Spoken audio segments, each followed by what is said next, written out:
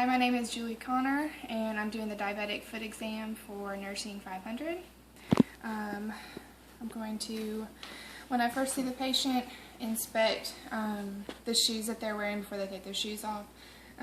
Make sure that there's normal wear and tear on the bottom of the shoes, and not more so on the inside or on the outside. Then I'd have the patient take off their shoes and just do a general inspection, looking for hair distribution. If there was, no hair growth or shiny skin, I would more look into peripheral artery disease or peripheral vascular disease.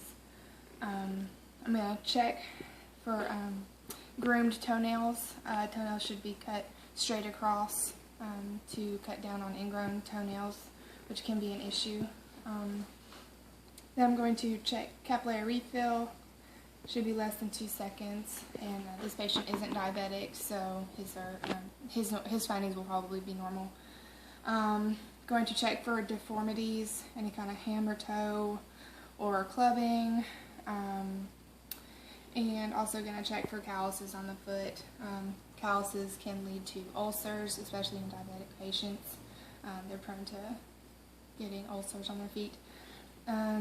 Going to inspect the skin for any kind of fungus. Tinea pedis would be the fungus on the foot, checking between the toes. Also going to check for edema. That can indicate cardiac insufficiency or anything like that. Check for warmth. If the foot was cool, I'd be concerned about circulation. Check his pulses, the dorsalis pedis and the posterior tibialis. They're both 2+, which is a normal finding. If there were no pulses or weak pulses, I would further investigate for some sort of thrombus or circulation issue. Also going to check the muscle strength in the foot. I'm going to have the patient push down against my hand and then push up. Alright, push in and then push away. Okay, he's got good muscle strength. I'm going to do a series of tests with different instruments. I'm going to start out with the microfilament. I'm just going to let the patient know it won't hurt. This is what it's going to feel like. I'm going to ask the patient to close their eyes. Let me know when you feel it. Okay. Okay. Now. Okay, he did well with that. If the patient were unable to feel when I touched him with the microfilament, I would suspect possible neuropathy and would probably need to be referred to a podiatrist for further investigation. Next, I'm going to check or perform a test with the cotton-tipped applicator. Also, I'm going to let the patient know that this is the sharp side, this is the dull side. Ask the patient to close their eyes and let me know which side you feel.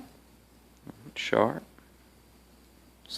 dull, sharp, and the dull, sharp.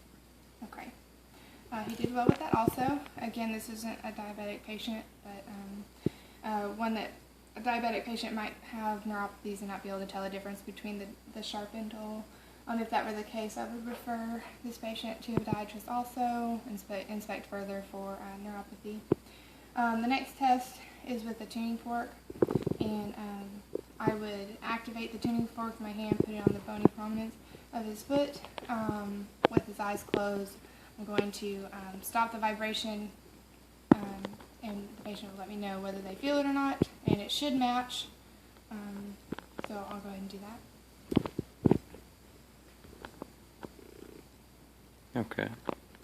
Okay, so he did well with that. Again, he should feel the vibration the whole time that I have it vibrating on him. If you weren't able to feel it or was not able to feel when I stopped it, I would also refer to a podiatrist for further investigation. Next, I'm going to check the reflex of his Achilles tendon. So we're going to hang off the edge here. I'm going to check.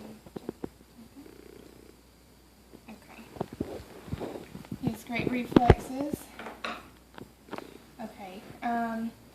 Next, just kind of going over like a follow-up patient teaching. I would let the patient know as a diabetic they need to inspect their feet every day. If you can't see the bottom of your feet by yourself, then use a mirror, that kind of thing. Also, advise the patient not to wear open-toed shoes in case they were to hit their foot on something. Diabetic patients, if they get an injury to the foot, can often get away and lead to amputations. Let's see, also, depending on the tests, how well they did, I would either refer them to a podiatrist or not, or just, schedule routine checkups. But I think that's it.